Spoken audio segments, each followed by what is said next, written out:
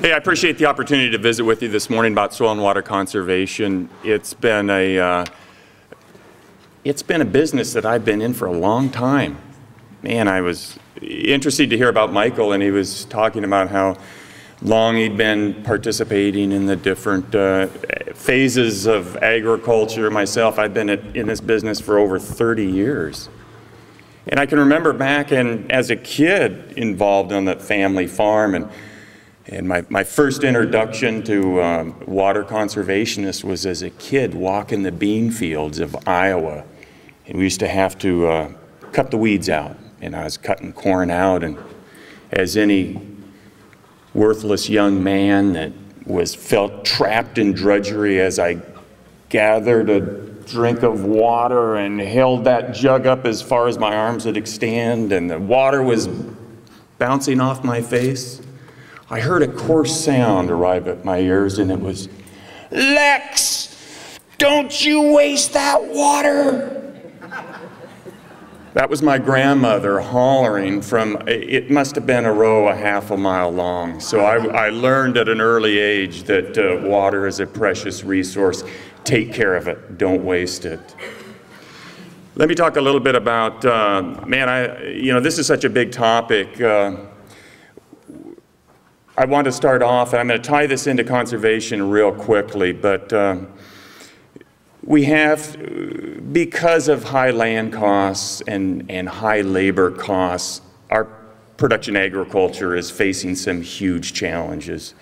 And we need to look at ways in order to compete with third world nations that are bringing in everything. To compete with our local growers, we need to look at ways that we can reduce the cost of production. We know that we have guests on the island every day of the year. They become important consumers, and we need to recognize those folks, because typically when we're on vacation we can afford to spend a little extra money on food, and unfortunately a lot of our homegrown is slightly higher priced than the imported stuff. So they're an important market. They're experiencing new fruits and vegetables that can be found, certainly not from where they arrive, that they're visiting from. So whether we like it or not, our guests are important to us.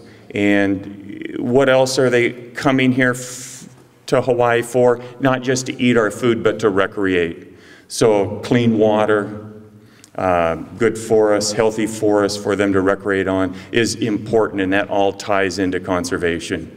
As we work together as agriculturalists, we also recognize that there's off-site benefits to practicing rock-solid conservation as well, and that's keeping the dirt on the island. And we're going to talk about healthy dirt here in just a minute. Michael mentioned that earlier. Also, we need to be practicing conservation in our urban and business section as well. We're generating a lot of runoff water during these intense storms, so there's a lot of need for conservation on this island. Okay, I think if we're going to plan for the future, and we brought some maps today, and at your leisure, take a look at them. But if we're going to plan for long-term sustainability of agriculture, using conservation practices as many of those building blocks, we need to look at and recognize that all sites have potentials for production, okay? And there are limitations on these sites for what we're trying to produce.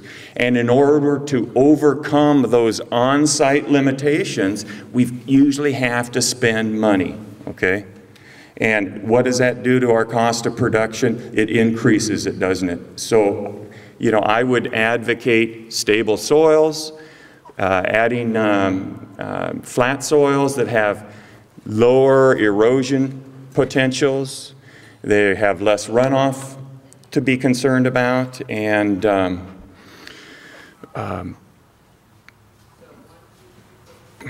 enough said on that one. Take this home with you. There's 3 C's, fundamental concepts for conservation. It's keep the soils covered, and add carbon or organic matter, and do your activities on the contour rather than up and down the slopes. That's going to begin to hold the world together. As energy costs have been skyrocketing, I'm seeing more and more interest in using organic matter to build our soils, as we do have pretty worn out soils compared to the rest of the country. Michael mentioned that earlier.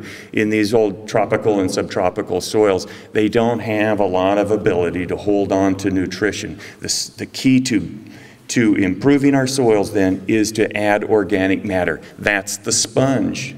It does a lot of things. It allows water to soak in. It allows water to remain in place and hold on and nurture those crops for use until the next storm arrives. It also captures and holds on to the nutrients that we may have to import, for example, calcium and phosphorus. So I believe the key to sustainability is feeding our soils as well. We can't just take and not put anything back. I heard one gentleman say, man, 20 years ago, he said, you know what?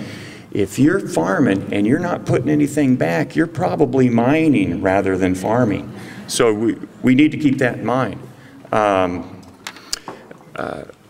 I've also been happy to see that society is beginning to recognize the importance of conservation. And actually, they're willing to ante up and help pay for conservation. There are many groups, organizations, and agencies that have financial assistance programs that can help farmers and ranchers implement conservation practices that can help reduce their cost of production, which, as Bobby pointed out, as well as the others, that's going to help maintain our competitive ability with crops grown elsewhere. Bobby talked about Guinea grass. Man, I agree with him. These old worn out soils, there's no better way to rejuvenate those soils other than with grass. They have a fibrous root system. They produce a lot of organic matter and well-managed soils. Not only are we growing protein above ground, but we're also building soils at the same time, especially with a real healthy grazing system. So, the farmers can do the same thing, and that's growing what we used to call green manure crops, crops that can periodically be tipped over and reintroduced to the soil and begin acting as that sponge. So I'm out of time and would be delighted to visit with you on one-on-one. I've got a bunch of business cards in the back, some handouts. Let's talk if you have any questions. We've got some programs that might be able to help you, and if we don't, perhaps someone else. But again, ultimately, I think it's cost of production, and if we can't pull it off, we're going to lose those ag lands for other uses, and that would be a crime, because they also serve as our watersheds and a healthy hydrologic system. So, thanks, folks.